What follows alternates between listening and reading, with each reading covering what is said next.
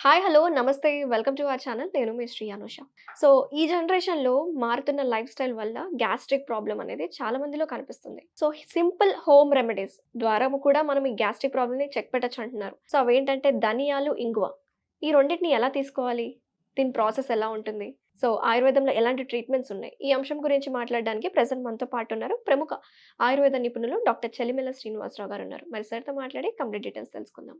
నమస్తే సార్. నమస్కారం అండి. ఎలా ఉన్నారు సార్? చాలా బాగున్నాను. Sir gastric problem even young ఏజ్‌లో కూడా చూస్తున్నాము. కరెక్ట్. ఎందుకంటే జంక్ ఫుడ్స్ ఎక్కువైపోయాయి మనకి. Yeah! So time untimely food అయిపోయింది. ఎగ్జాక్ట్‌లీ అమ్మా. ఇవన్నీ మనకందరికీ తెలిసినవే. Correct. But we are not avoiding అన్నమాట. Okay. So, how to deal with gastritis sir? Right. అంటే మీరు చూస్తే గ్యాస్ట్రిక్ ప్రాబ్లమ్ అనేది ఏదో వినడానికి ఒక చిన్న వర్డ్, ఒక ప్రాబ్లమే అనుకుంటాం. బట్ నిజంగా చెప్పాలంటే ఇది సర్వరోగాలకి మూల కారణం అంటాం. హుహు. అంటే మనం చూడండి, ఒక గ్యాస్ అనేది ఎప్పుడైతే రిలీవ్ అవ్వకపోతే అంటే దానికి ఇన్‌వర్డ్ ఉన్నట్టు అలానే అవుట్‌వర్డ్ కూడా ఉంటేనే అక్కడ సర్క్యులేషన్ కానీ అన్ని పోషణ జరుగుతుంది. ఓకే. గ్యాసెస్‌ని ఎప్పుడైతే ఆపి పెడతామో then it will always be blown out. Blown out అయినప్పుడు అది చేయాల్సిన డ్యామేజ్ అన్ని చేస్తుంది. సో అలానే మన శరీరంలో కూడా ఈ గ్యాసెస్ అనేవి ఫార్మ్ అవ్వడం ఎంత ఇంపార్టెంటో బాడీలో నుంచి రిలీవ్ చేయడం కూడా అంతే ఇంపార్టెంట్. అది ఓకే. బెల్చింగ్స్ కానివ్వండి, ఫ్లాటులెన్స్ కానివ్వండి, వాటెవర్ ఫార్మ్‌లో. హ్మ్. అయితే ఇక్కడ జనరల్‌గా ఆయుర్వేద దీన్ని ఎలా చూస్తుందంటే అది ఎలాంటి గ్యాసెస్ ప్రాబ్లమ్ అయినా ఇది ఉదర సంబంధిత వ్యాధుల్లో చూస్తుంది. అంటే మీరు బ్రాడ్‌లో చూస్తే ఏంటంటే అన్ని ఆర్గాన్స్ ఉండేది ఏంటంటే మన స్టమక్ రీజియన్, ఈ యెస్. Tummy part. హ్మ్. ఈ ఉదర సంబంధిత వ్యాధుల్లో ప్రతి చోట ఎక్కడో చోట ఈ గ్యాసెస్ అనేది మనం కొన్నిసార్లు గ్యాసెస్ వల్ల వాటికి ఇబ్బంది అవుతాయి. కొన్నిసార్లు ఆ వ్యాధుల వల్ల గ్యాసెస్ ఇబ్బంది పెడుతూ ఉంటుంది. హ్మ్. మీరు చూస్తుంటే మనం ఇవాళ రేపు చాలా గ్యాస్ట్రైటిస్ గురించి విన్నప్పుడు చాలా పేర్లు వింటుంటాం. గ్యాస్ట్రిక్ అల్సర్స్ అని కానియండి, హ్మ్. గ్యాస్ట్రైటిస్ అని కానియండి, డైవర్టికులైటిస్ అని కానియండి, అల్సరేటివ్ కొలైటిస్ అని కానియండి, హ్మ్. ఆర్ ఇంకా ఎక్కువ చూసేది IBS, irritable yes. Bowel syndrome.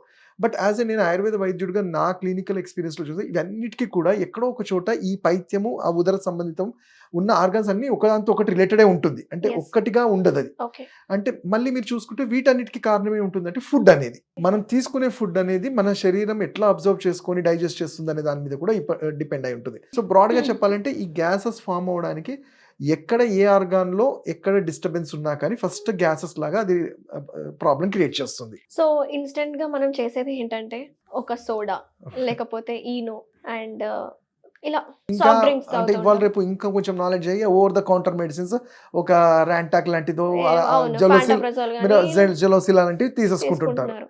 Right. అలా కాకుండా ఎందుకంటే మనం మాట్లాడుకున్నాం కదా! ఆయుర్వేదంలో చాలా మంచి పరిష్కార మార్గాలున్నాయి. కరెక్ట్. సో, మన వంటిల్లే వైద్యశాల అని కరెక్ట్. చెప్పుకొచ్చారు మీరు. కరెక్ట్. సో, సో వాము అండ్ ధనియాలతోటి ఎలా చేసుకోవాలి సార్? ఆ ప్రాసెస్ ఏంటో రైట్. చెప్పండి? అమ్మ దానికన్నా ముందు డెఫినెట్‌లీ ఇప్పుడు పరిష్కారం అనేది తప్పకుండా యాస్ ఎ వైద్యుడిగా మేము ఇవ్వాల్సిందే. ఎందుకంటే ఇవన్నీ కూడా తగ్గని వ్యాధులు కాదు. ఈజీగా తగ్గేవి, కాకపోతే కొన్ని కరెక్షన్స్ చేసుకుంటే శరీరంలో మన బాడీ మళ్ళీ నార్మల్స్‌కి వస్తుంది. ఓకే. సో అలాంటి వాటిల్లోనే మనకి ఇంట్లో దొరికే సింపుల్ ధనియాలంటాం. కొరియాండర్. హ్మ్. ధనియాలని మనం ఒక 2 స్పూన్స్ ఆఫ్ ధనియాలని ఒక 100 ఎంఎల్ వాటర్‌లో బాయిల్ చేసి తీసుకోవడం వల్ల గ్యాసెస్ అనేవి రిలీవ్ అవ్వడం స్టార్ట్ అవుతుంది. ఎందుకంటే ఓకే. మన మెటబాలిజం ఇంక్రీజ్ అయినప్పుడు ఇంటెస్టైన్స్‌లో గ్యాసెస్ రిలీవ్ చేస్తుంది. హ్మ్. అలానే ఇంకా చాలా అసిడిక్ నేచర్ ఉంటుంది. అంటే బాగా తేన్పుల్లాగా గొంతులో పట్టేసినట్టు ఇలాంటివి ఉన్న వాటిలలో ఇంట్లో సింపుల్ దొరికే ఇంగువ అంటాం. ఇంగువని కాస్త చప్పరించినా కానీ ఈ సింప్టమ్స్ అన్నీ తగ్గుతాయి. ఇమ్మీడియేట్‌గా. ఇమ్మీడియేట్‌గా తగ్గుతుంది. ఓకే. బట్ వీటన్నిటికన్నా ముందు అసలు మనము ఈ గ్యాసెస్ ఇప్పుడు అన్నాము. వీటికి పరిష్కారం ఎలాగో మనం చెప్తాము, తెలుసుకుంటాము.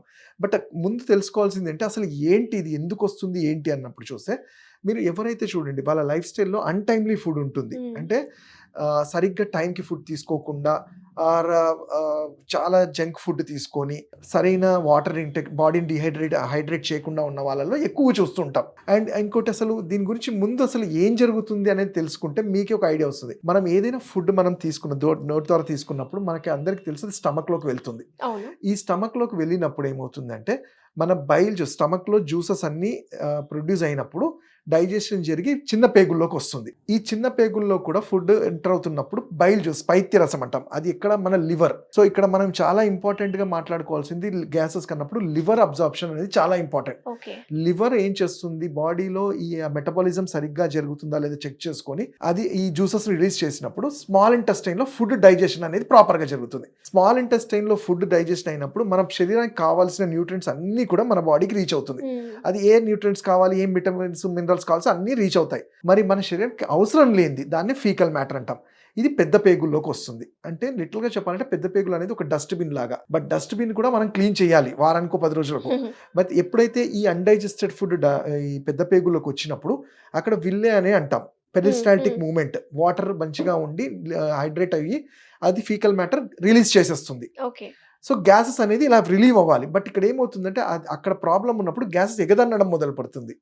మనకు తెలుసో తెలియకో ఇంతకు ముందు చెప్పినట్టు ఈ యాంటాసిడ్స్ అవన్నీ తీసుకొని ఇంకా దాన్ని ప్రొలాంగ్ చేసి ఇంకా నానా ఇబ్బందులుగా లైక్ క్యాన్సర్ ఫామ్ అయ్యి వెయ్యే వరకు చూస్తూ ఉంటాం. సో చాలా మందికి ఒక భయపడిపోతూ ఉంటారు.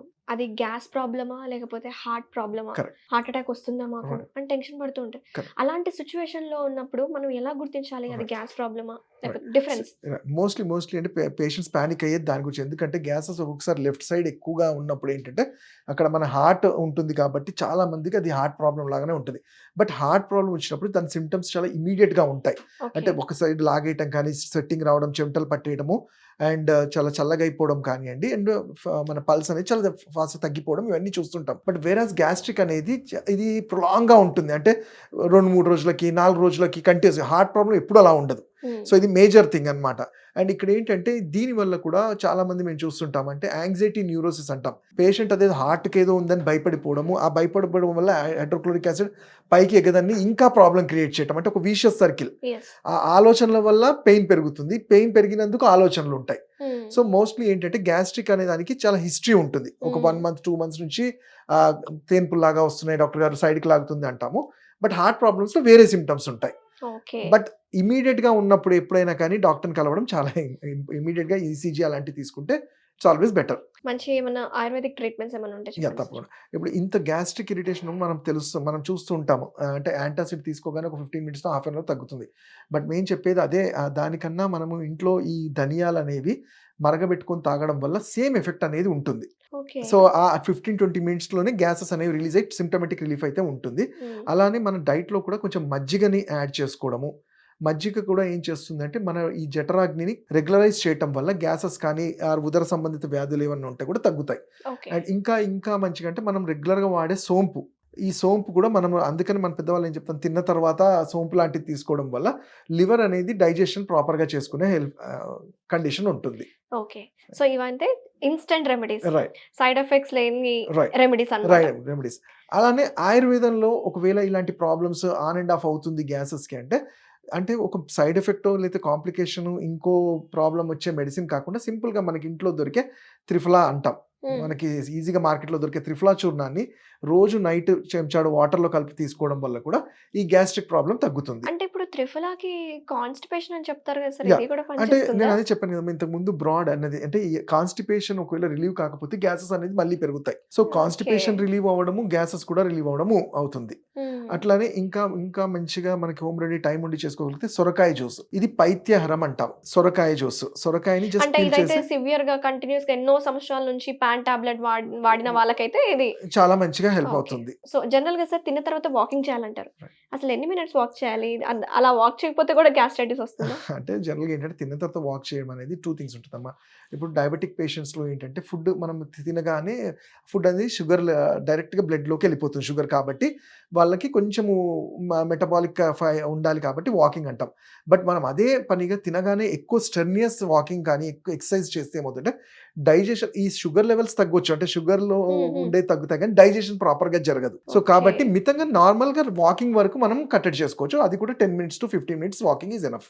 అది ఎవరికైనా helpful. Very nice sir, thank you so much sir. నమస్తే.